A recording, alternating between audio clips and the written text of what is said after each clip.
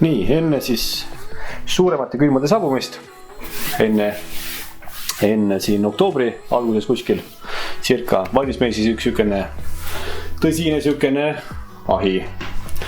Ahju mass on siis natukene üle 3 tonni, on ahju täismass. Ahi on siis tehtud meelega madala lõõriga, et oleks võimalikult hea siin ahjust seest teha süüa. Ja sükene lihtne umbkolle. Panime siia leivaahju ukse vastu klienti soovile, et just siin sees saaks teha süüa. Ja andsime ahjule suured massi. Tuharuumilugid või tavalugid on siis siin, pandud siis siia pandud ja siis kolmas on siibri juures.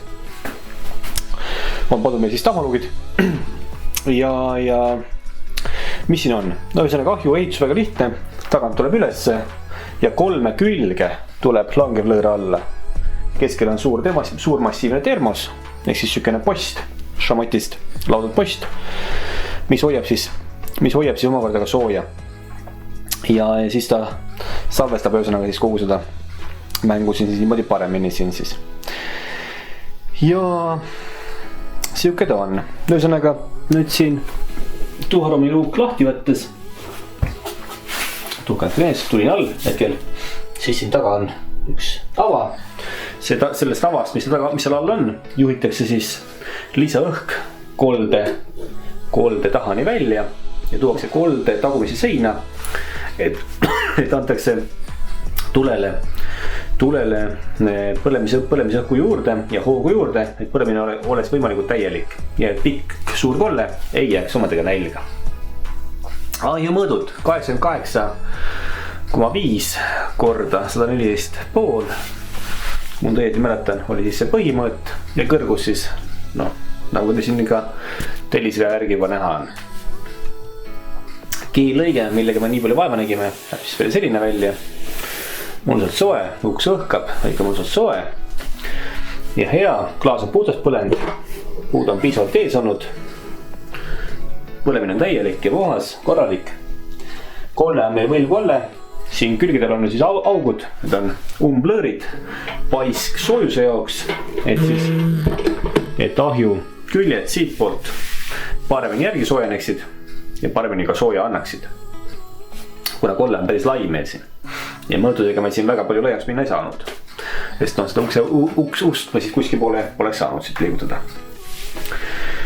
Ja selline kui siis sai meil siis seekord siin siis ja 3 langevat lõõri 3 külje pealt alla, tagant tuleb üks lõõr ülesse, 3 langevat lõõri ja siis siin kohas on siis sinna on pandud meil siive pandud ja siis kogu suits läheb siis kolde võlvi pealt, juhitakse korstnasse.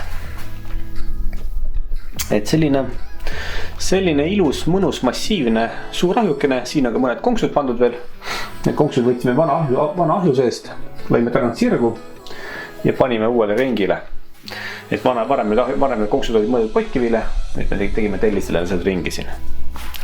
Ahi on juba kantud juba, ka kiht peale kantud juba siia, kivili on peale kantud siia luukidele ja kivile ja puuki. Andmaks sükest mõnusat talle, mõnusat olemust juba ja välimust, merekivi olemust. Ja mis siin veel? Kogu ahi on tehtud siis HBO šamotist meil tehtud kogu ahi, et anda ahjule maksimaalne eluiga, kestvus.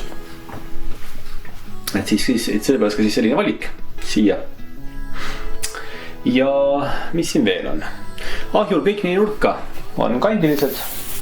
Siia kummerat nurka ei tahetud, kuna ka pott oli vanasti siin kandiline, siis öeldi, et las olla siis ka siin. Kõik nii nurka kandilised. Et selline ilus ahjuke, ahi on siis kogu ahi on siis tehtud siis üleni voodriga, et anda ahjule salvestus, kestvus, pikkust ja iluiga. Et sellepärast on siis ka kogu ahi siis teostatud šamotvoodriga üleni, šamotvoodriga. Ja mis ma oskan veel öelda? Ahjuuks siis, no ütlesingi juba, SVT, leivaahjuuks, SVT oma.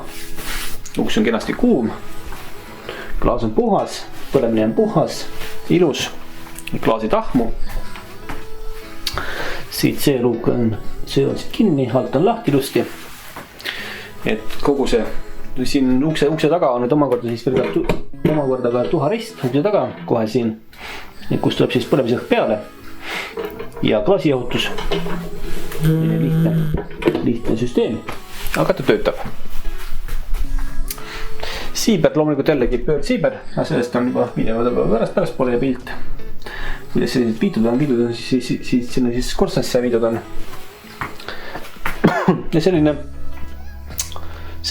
ilus suur matsakas ajuke. Et mis ma oskan öelda, selline siis seekord.